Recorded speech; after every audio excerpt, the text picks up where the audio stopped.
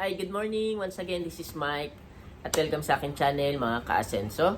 So, ang pag-uusapan natin for today, naisip ko na gumawa ng video para doon sa mga OFW na papunta pa lang ng abroad, no?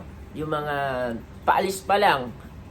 Kasi pag paalis ka pa lang, nag-search tayo, 'di ba, ng mga ano ba yung kailangang dalhin, ano ba yung mga hindi kailangan dalhin papuntang abroad, especially sa mga taga Middle East, 'di ba?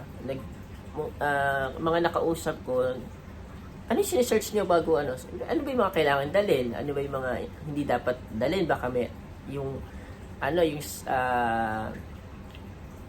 yung sa maleta, 'di ba? Yung tamang timbang, parang mga ganon. So, okay naman 'yun, tama 'yun. Pero gusto kong i-add kasi sa mga kaya naisip kong gumawa ng video na 'to, sa mga nakausap ko, ayun yung mga senior nila. Ginawa nyo yung bago kayo pumunta, no? So, mostly ganun ang ginawa nila. Nag-search sila, nagdala sila ng mga gamit na pwede dalhin para makasave. Yun, isa sa mga rin yun, no? Magandang idea. Pero sa akin kasi, kaya ako gagawin itong video na to, kasi sa mga nakausap ko na mga OFW na tinanong ko dito sa Qatar, walang siguro sa mind yung iba maganda yon. Pero ito, hindi ko na patagalin. Ito yung paper na dala ko. Siyempre, kailangan natin, di ba, nag-search tayo, ano ba yung mga papers na kailangan dalhin, basta nagdala ako ng mga papers, pero may tatanggalin lang ako kasi andito yung mga yung mga account ko, no? So, baka tanggalin ko lang man itong paper na to. Pero ito yung dala kong envelope bago ako pumunta dito sa abroad. So, nag-search ako ng mga Pero may inad ako. At grabe, nung naglilinis kami, nakita ko ulit to. As in, ito yung dala kong paper mula nung pagdating ko dito sa abroad. So, siyempre, mga photocopy ng ID.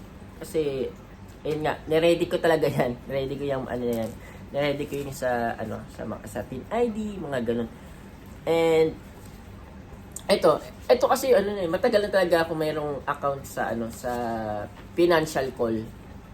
Yan. So dinala ko to na sabi ko, yun nga, para pag dating ng salary, automatic na mag-i-invest ako.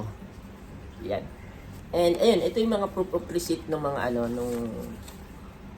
nagde-deposit ako sa Pag-ibig MP2 account ko. So yan. And eto dito na to sa Qatar yung receipt, yung resibo, no?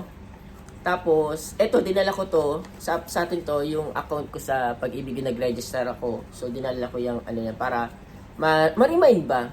And ayan, ito yung mga resibo dito na yan, yung nag-deposit ako. Pero ito yung gusto kong i-share sa inyo.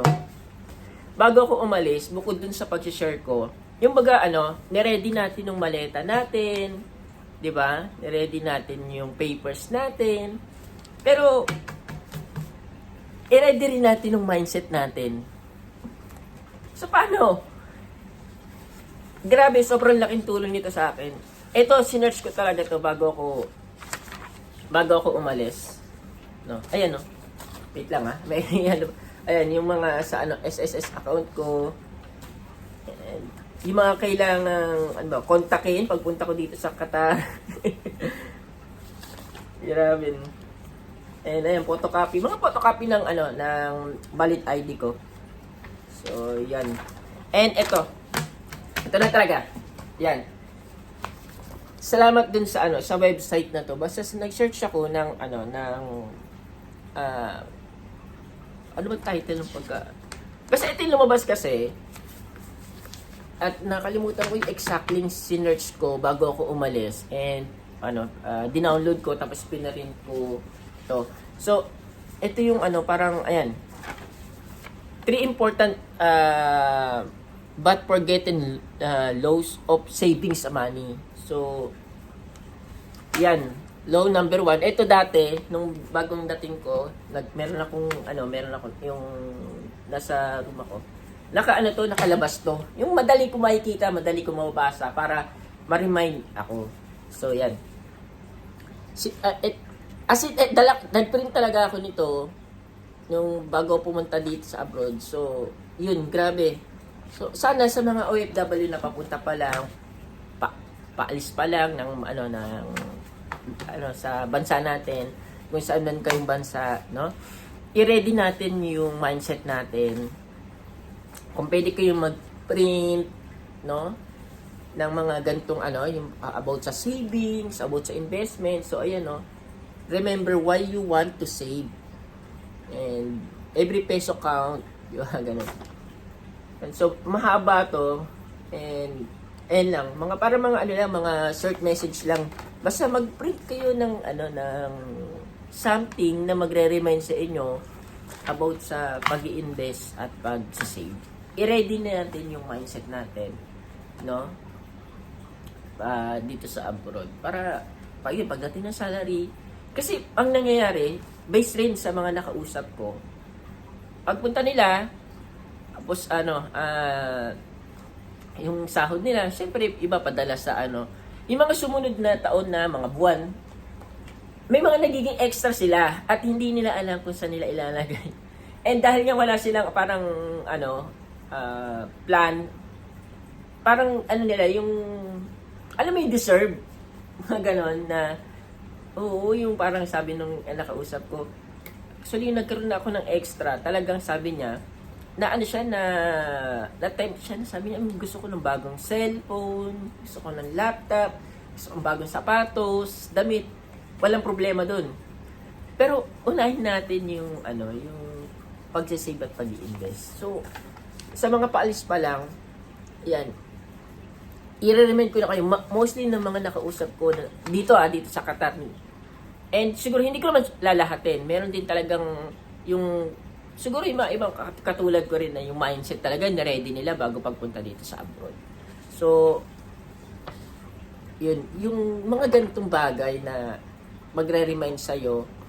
And isa lang siguro ang pwede i-advise ko, bago ka umalis, mag-download ka na ng mga digital banks or any bank account sa application, no, para pag punta mo dito sa abroad, may mga remittance na halimbawa kasi ngayon nagde-deposit ako direct sa account ko sa GCash or kaya sa Maya. Then from that, tsaka ako i-transfer sa mga dapat halimbawa sa family, parang ganon, and sa savings account ko. Yun. So, marami to. Nag-search. Dahil nga meron akong financial call, yung sa stock market, meron akong account na bago ako pumunta dito sa abroad. So, ayun, nag-search din ako ng mga top 10 mutual funds, UITF, mga ganon. Yan, no? And, ayun, dinagdagan ko pa. Nung nandito na ako, nag-download ako ng Dragonfly, no? And, ayun, yun yung pinaka-message ko.